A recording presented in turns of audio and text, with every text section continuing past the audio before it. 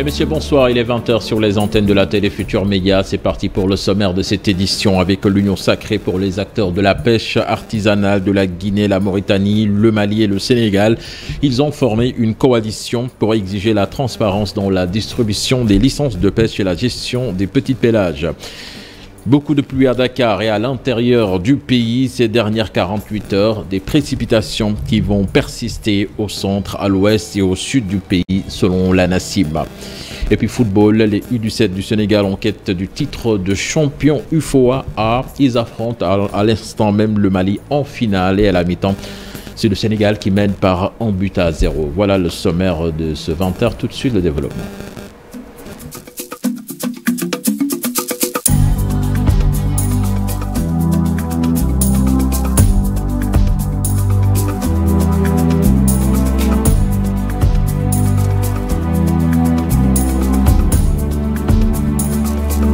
Bonsoir et bienvenue à toutes et à tous. Les acteurs de la pêche artisanale de la Guinée, de la Mauritanie et le Sénégal forment une coalition pour demander la transparence dans la distribution des licences de pêche et la gestion des petits pélages. Pour eux, les États africains doivent être beaucoup plus attentifs aux questions liées à la pêche artisanale. Moussa Meng, secrétaire exécutif de l'Association africaine du développement de la pêche, que je vous propose d'écouter dans cet élément de Ndeima Tidjan et Mamadou Gueye. Pour le moment, nous avons mis en place 4 coalitions nationales de plaidoyer au niveau du Sénégal, de la Gambie, de la Guinée-Bissau et de la Mauritanie. Et l'occasion nous est offerte aujourd'hui et à l'issue de cet atelier, nous envisageons de mettre en place une coordination de ces coalitions. Je crois qu'il parlait des organisations professionnelles de pêche artisanale pour lesquelles nous connaissons un certain foisonnement. Il est temps aujourd'hui que toutes les organisations professionnelles de pêche du Sénégal parlent d'une seule voix, à travers par exemple une interprofession pour que l'administration ait un seul interlocuteur. Je crois que ça c'est extrêmement important et la DEPA est disposée à y travailler. Nous y sommes et nous allons poursuivre aussi ce travail important. Dans la lutte de la transparence, de toutes les façons au niveau du Sénégal, comme aussi dans beaucoup d'autres pays, dans le cadre de la mise en œuvre du plan d'action, nous avons réussi quand même à engranger un certain nombre de résultats. D'abord au niveau des pays que je viens de citer, nous avons réussi à mettre en place une coalition nationale de plaidoyer fonctionnel. Nous avons également fait un état des lieux sur la transparence dans la gouvernance des pêches et la gestion des petits pélagiques. La société civile, les populations, les États sont suffisamment sensibilisés également, ainsi que les élus.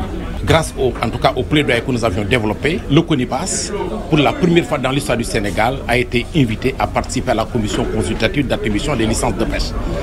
Nous pouvons également retenir pour le cas du Sénégal le fait en tout cas qu'il y a eu un gel à l'issue de la concertation qui a été tenue, n'est-ce pas, au niveau du ministère des Pêches et de l'économie maritime, gel d'implantation de nouveaux établissements d'usines de farine de poisson. Nous allons à Kaolack à présent. Zéro déchet dans la commune durant et après le Gamou. C'est l'engagement pris par l'équipe municipale qui a déployé de gros moyens pour permettre aux pèlerins de passer un bon maouloud. Toutefois, la mairie invite les populations de Kaolack au sens du civisme et de la responsabilité. Correspondant signé Ousmane Dem et les images de Faligay. La mairie de Kaolack n'a pas lésiné sur les moyens pour le bien-être des populations. Cependant, la gestion du cadre de vie nous interpelle tous. Il faut faire le marketing territorial et donc ça c'est très important et sur cela la population est engagée.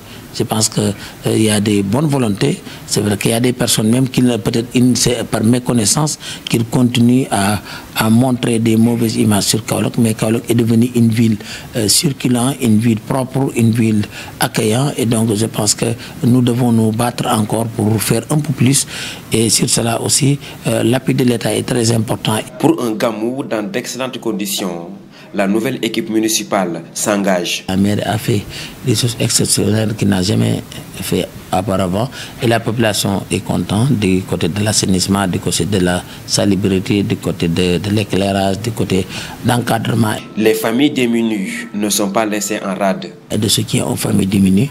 Et donc vraiment, c'est la population, c'est notre devoir et je pense qu'en faisant notre devoir, c'est pas la peine de nous remercier. L'événement déjà, il a un cachet, il a un renommé particulier, c'est à nous de se profiter pour mieux montrer une bonne image de Kaolack au lieu de montrer l'image Kaolack sale, l'image Kaolack qui a beaucoup de moustiques, ça c'est réglé. Pour son premier Gamou à la tête de la mairie de Kaolack, Serigne Mboup compte rendre sa copie propre. Et puis le village religieux de Diakafodé dans la commune de Diambati a saisi l'occasion du Marolo de 2022 pour réclamer la construction des pistes de production et des ponts afin d'éliminer les mortalités maternelles et infantiles ainsi que l'électrification de plus de 70 villages dans la commune. Je propose de suivre là-dessus cette correspondance signée à Bakary Kanté et Khaligame.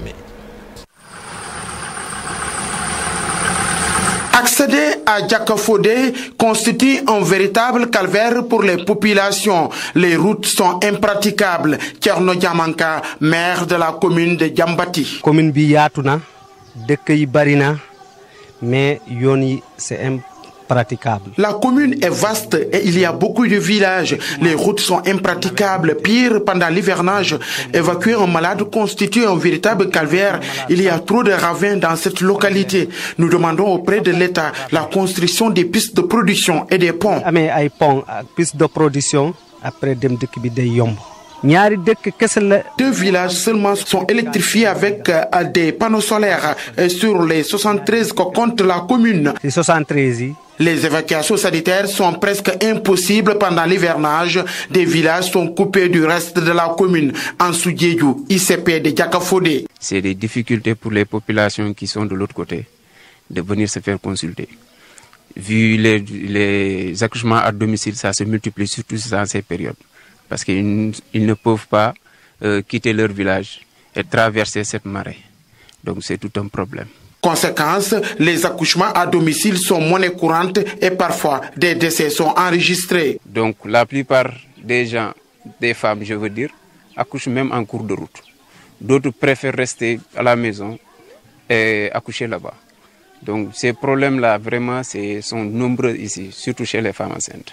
Il y a des personnes, des femmes, avant même qu'ils n'arrivent, il y a déjà, si il y a des complications qui sont derrière, elles peuvent perdre le bébé. Ces populations se sont exprimées lors du gammo organisé dans le village religieux de Diakafodé. Restons avec vous, Bakary Kanté. Sur les 36 villages que compte la commune de Bambali, 7 seulement sont électrifiés. Dans certains villages, les salles de classe sont en abri provisoire. Impossible donc de respecter le concept Ubitei Djangtei, selon Sini Diata, deuxième adjoint au maire de Bambali, qui s'exprimait donc en marge de la finale zonale de Bambali. Je vous propose de l'écouter. En matière d'électrification rurale, donc Bambali est une commune composée de 36 villages, mais parmi les 36 villages, il n'y a que 7 villages qui sont électrifiés. C'est ça vraiment notre cri de détresse à l'endroit donc de nos autorités compétentes. Parce que nous voulons que qui connaît Bambali, qui regorge de jeunes talents en matière footballistique, nous voulons que Bambali fasse partie vraiment des communes phares du Sénégal. Parce que nous venons de nous installer, c'est une nouvelle équipe qui a à sa tête Ibrahima Touré, l'oncle à l'international Sadio Mané. L'hivernage est toujours là, c'est ça. Le Ubitei Djangtei risquera peut-être d'avoir un petit retard. Mais au niveau des CM, à Frankunda, il n'y a pas ce problème-là. À Ndjindiro, il n'y a pas ce problème-là aussi. À Bambali, au lycée, il n'y a pas ce problème. Maintenant, là où le bas blesse, c'est au niveau de Bouno, le CM de Bouno et Badjari. Là où il y a beaucoup plus d'abris provisoires que des bâtiments qui fonctionnent. Donc le Ubitei Djangtei risquera de poser problème au niveau de ces établissements-là. Éducation toujours, la municipalité de Dara Djolof a dégagé une enveloppe de 17 millions de francs CFA pour accompagner le secteur de l'éducation afin d'assurer un bon démarrage des enseignements et apprentissages. Les agents du service d'hygiène ont assuré le désherbage, la désinfection et le saupoudrage de tous les établissements scolaires au grand bonheur des acteurs de l'éducation. Mamadou Moustapha Ndiaye, Sidikam. À Dara, tout est fin prêt pour un bon déroulement des enseignements-apprentissages.